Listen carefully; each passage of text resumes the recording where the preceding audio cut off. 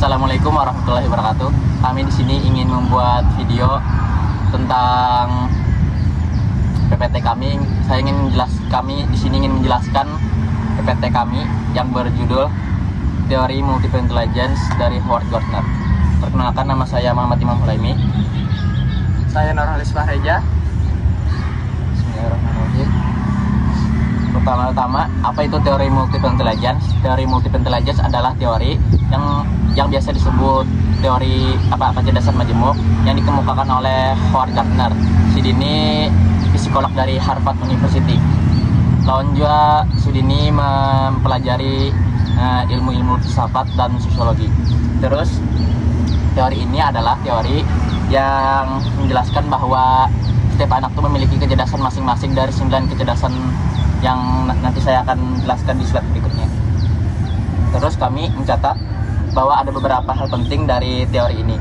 Yang pertama adalah teori ini menekankan bahwa setiap anak itu memiliki kecerdasan cenderung belajar pada satu bidang dibanding bidang lainnya. Terus yang kedua, teori ini menekankan bahwa tidak ada anak yang bodoh, melainkan anak tersebut cerdas pada bidang satu dibanding bidang lainnya. Contohnya seperti si A memiliki kelemahan di bidang matematika, tetapi dia memiliki kecerdasan di bidang kebahasaan. Terus yang ketiga, kecerdasan ini ada yang berkembang pesat, kurang berkembang, dan cukup berkembang. Yang keempat adalah kecerdasan majemuk ini bisa diidentifikasi melalui observasi sikap, perilaku, tindakan, kemampuan yang menonjol lawan kesenangan anak yang kesenangannya. Terus Howard Gardner ada membagi 9 jenis kecerdasan manusia. Yang pertama, kecerdasan verbal linguistik. Kecerdasan verbal linguistik ini adalah kemampuan untuk menggunakan bahasa seperti bahasa ibu atau bahasa asing. Jadi orang yang memiliki kecerdasan ini cenderung mengekspresikan ide dan perasaannya itu menggunakan bahasa baik secara lisan ataupun tertulis. Jadi orang yang memiliki kecerdasan ini biasanya anak-anak itu suka memiliki hobi membaca, menulis, bercerita, dan berbicara di depan umum. Terus yang kedua, kecerdasan logis matematik. Kecerdasan logis matematik adalah kemampuan seseorang untuk memahami, menerapkan, dan mengerti akan pola-pola numerik atau angka. Jadi orang yang memiliki kecerdasannya adalah orang yang bisa mengendalikan logika, berpikir rasional, lawan penalarannya kuat. Jadi hal yang berkaitan tentang kemampuan berhitung dan menalar tuh mereka nih kuat. Contohnya tuh seperti anak-anak yang suka bermain Rubik, puzzle, teka-teki, dan sebagainya macamnya, permainan yang ada pola-polanya. Terus yang ketiga, kecerdasan visual spasial. Jadi kecerdasan visual spasial ini adalah kemampuan untuk memahami bentuk dan gambar-gambar. Jadi anak yang memiliki kecerdasan ini biasanya sangat suka aktivitas seperti menggambar, melukis, mewarnai, dan berkreasi seperti bermain plastisin. Terus anak-anak yang memiliki kecerdasan ini biasanya memungkinkan anak itu memiliki pemahaman tentang ruang dan bentuk atau hubungan visual lainnya. Dan yang keempat adalah kecerdasan birama atau musik. Kecerdasan birama atau musik nih kemampuan untuk berpikir tentang memahami, mengenal, dan mengingat suatu melodi musik. Terus anak-anak yang memiliki kecerdasan ini cenderung suka bermain musik. Ciri-cirinya itu seperti suka bermain musik, peka terhadap suara, dan suka mengimprove suatu nada, dan mudah dalam menirukan suara. Terus para ahli mengakui bahwa musik ini dapat meningkatkan kognitif anak dan mendorong kecerdasan anak. Terus yang kelima, ada kecerdasan jasmani kinestik. Jadi kecerdasan jasmani kinestiknya adalah kemampuan untuk menggunakan anggota tubuhnya untuk mengekspresikan ide, pikiran, dan perasaan. Jadi anak-anak yang memiliki kecerdasan kinestik nih mampu berkomunikasi menggunakan bahasa tubuh dan menggunakan anggota tubuh lainnya. Jadi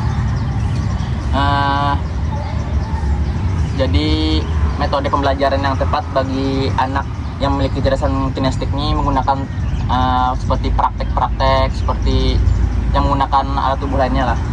Terus dan ini kecerdasannya nih memiliki ciri-cirinya tuh seperti suka bergerak aktif anaknya terus memiliki fisik yang kuat dan suka bermain di luar ruangan. Terus yang keenam adalah kecerdasan interpersonal. Kecerdasan interpersonalnya adalah kemampuan untuk memahami mengenal tanda dan isyarat sosial. Jadi maksudnya tuh kecerdasan ini mampu berinteraksi dengan orang sekitar, dengan makhluk lainnya. Jadi interpersonal berhubungan dengan konsep interaksi dengan orang lain. Dan sekitarnya orang yang memiliki kecerdasan ini cenderung biasanya pandai berinteraksi dengan orang lain. Jadi misalkan contohnya tuh kelebihannya tuh misalkan berdiskusi nya bagus, dan juga orang yang memiliki kecerdasan ini biasanya bisa memahami perasaan orang lain. Terus yang ketujuh ada kecerdasan intrapersonal. Kecerdasan intrapersonal adalah merupakan yang bersumber pada dalam diri seseorang. Maksudnya tuh berbeda dengan interpersonal. Kalau interpersonal tadi kan berhubungan atau interaksinya dengan orang lain, sedangkan intrapersonal ini kan berkomunikasinya dalam diri sendiri. Maksudnya tuh orang yang memiliki kecerdasan ini biasanya bisa mengendalikan pikiran, perasaan, dan perilakunya. Jadi bisa mengontrol emosinya. Terus yang ke-8 kecerdasan naturalistik. Kecerdasan naturalistiknya atau biasa disebut kecerdasan alam, biasanya kemampuan untuk mengenal unsur alam seperti tumbuhan atau hewan. Jadi anak yang memiliki kecerdasan ini biasanya memiliki kesukaan terhadap alam. Biasanya tuh rancak, suka mengeksplorasi alam, dan rancak memelihara tumbuhan dan hewan. Terus tuh ketujuh metode pembelajarannya di luar seperti di alam sekitar. Terus yang 9 dijelaskan oleh teman saya. Dan saya akan melanjutkan yang nomor 9. Jadi yang 9 adalah kecerdasan moral. Kecerdasan moral adalah kemampuan untuk memahami benar dan salah serta bertindak berdasarkan keyakinan etika yang kuat. Kecerdasan moral juga dapat diartikan sebagai kapasitas mental untuk menerapkan prinsip universal manusia dalam nilai tujuan dan perbuatan seorang.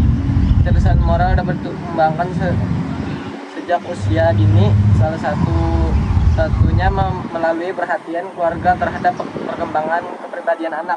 Jadi maksudnya kecerdasan moral ini agar dapat bersosial dalam masyarakat, misalnya kayak pepandiran antar lawan gurunya, interaksinya, beradab pepandirnya, atau kayak dalam bertanya minta izin dulu. Kelebihannya tuh apa?